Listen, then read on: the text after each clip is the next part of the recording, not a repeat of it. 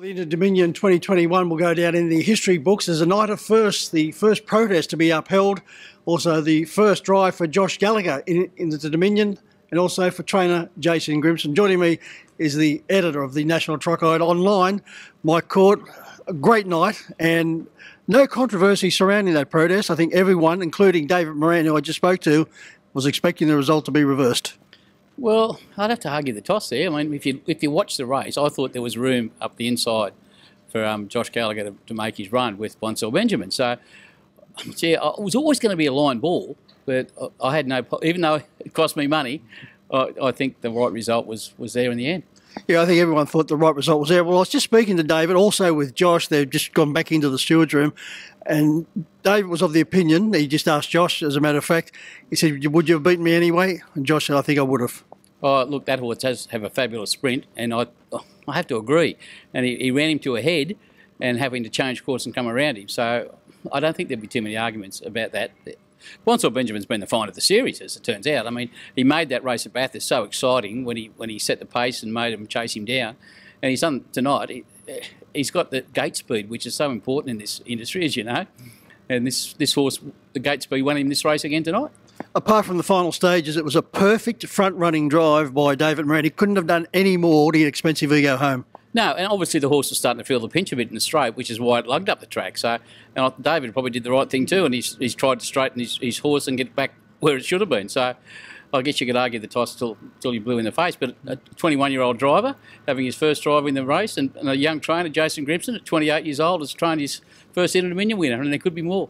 Well, certainly, and as far as Josh is concerned, he was always a rising star, but now he is on the big stage. And as you mentioned, 21-year-old, I think the most important thing about Josh is his maturity. He's a very cool, calm, collected, and I was very impressed not only with his drive, but the way he handled himself in the steward's room. Well, you can imagine the banter back at Lucky Lodge now that he's got an Inter Dominion and Robbie Morris is still yet to win one. So they're very good mates and they spend a lot of time together and they do a lot of travelling together. And he'll be rubbing it into. He said, it won't hit me probably till Monday morning when we're up before the sun and out here working horses. Then it'll probably hit me. And no doubt Robbie will remind him a few times too. Yeah, there were a lot of tears after the race shed by those with Lucky Lodge. And I did speak to Robbie and he made an interesting comment, Michael. He said, I think Josh Gallagher is my greatest training feat. I don't think I'd argue with that. I mean, he's got such a cool head. He's a terrific young driver. And look, we're so spoiled with these young drivers at the moment. Cameron Hart there at the top of the table and Jack Trainer and now Josh Gallagher. I tell you what, if you back them in any race, you're going to get a good run for your money. Yeah, Jack Callaghan, Cam Hart, we are in a very strong position as far as young talent. We had a 20-year-old, a 21-year-old, 22-year-old in those three drivers. So the future is bright, not only for them, but for harness racing in New South Wales. With Josh Gallagher, I've known him since he was about 10. He's never changed. He's cool, calm, collected, well-mannered, level-headed, feet on the ground. Michael, every time I look at these boys, I just hope they stay as grounded as they are and as lovely as they are, because they're always good with the media and they're happy to talk to you most of the time. And Gallagher's family is steeped in harness racing. They're all good horsemen, so it's great that Josh could turn out to be the best of a lot of them. Great night. Greg Sugars, a wonderful drive with Maori Lord, taking out the Inter Dominion Trotters Championship. Popular win too, because Greg Sugars, well, he's probably Victoria's best reinsman at the moment, with Chrissy Orford getting a little bit longer in the tooth. And to come here, and he's a young guy who's dreamt of winning an Inter Dominion his whole life, and he's now done. I got on TV the other day and said, he'll win one day, why not this one? And he's won one. With Greg Sugars, I think he is the closest thing to a Gavin Lang. He drives very similar to Gavin. He's another cool, calm, collected character. He never drives a bad race. We've got one called Cameron Hart that does that too. Doesn't drive a bad race and as cool as you like.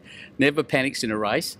And I think Jared Altrin said to me one day, he said, it gets me on edge because he's just so cool and calm and doesn't lose his crew. It's fantastic. And he's one to watch, isn't he? He certainly is. When you're speaking to Cam about his drives, and I might mention he did tip Ego down a special on the National Trocker when we had a chat with him during the week, so well done on that front. He seems to have a heartbeat that just flatlines. Oh, look, and he's like that to talk to in real life. And it must drive Ashley, his sister, who's a very good young driver herself, must drive her crazy that he's just so laid back. Great night of racing. Oh, as good as it gets. I mean, I think even some of the galloping guys like Greg Radley and that really appreciated being back in harness racing and seeing how it's kicking over here. And it was good to see a good crowd here tonight, and the atmosphere in the parade ring just before the Inter-Dominion. They were 8 deep, and it was just so good to see. And I just hope we have more of them. Michaela Barnes taking out the JC Cafford Indigenous plate, and well done to Michaela, and also to Peter Russo, who trained Packerman Hammer. She's a terrific little driver, Michaela. She's been through the wars, broke her ankle, and spent a fair bit of time out of the industry for a while, and has had other jobs and things like that. And so she only calls herself a part-timer these days. But I thought she did what she was told. Pete Russo said, "Get to the front and don't let anything get past you," and that's exactly what she did. And Taylor McMullen, she's jumping around like a jackrabbit at the moment with a smile as wide as the Sydney Heads. Well, I'm pretty sure that was her first drive here. The McMullens do have a good record when they come down from Queensland, and she was very excited about the win. And I'll tell you what, she didn't miss that horse in the straight. It was very exciting. It's good. Well, Mick, we wrap up 2021 Inter-Dominion. Wonderful night, as you said. Plenty of excitement, great racing. And let's hope that excitement builds as we now go towards the Miracle Mile Carnival. Let's just hope a couple of old blokes like you and I are still around to enjoy it. Geez, it's only 5 or 6 months away. What do you know that I don't? We're getting on, mate. Not that quickly. Good fun. Certainly is. That's Michael Court, as I mentioned, the editor of the National Trotter. Click on there, you'll get all the latest information on harness racing, both with stories and our interviews, of course. Well, that's it as far as 2021 Inter-Dominion is concerned. Onwards to Victoria next year, 2022. No doubt it will be a sensational series once again. And as always, good punting.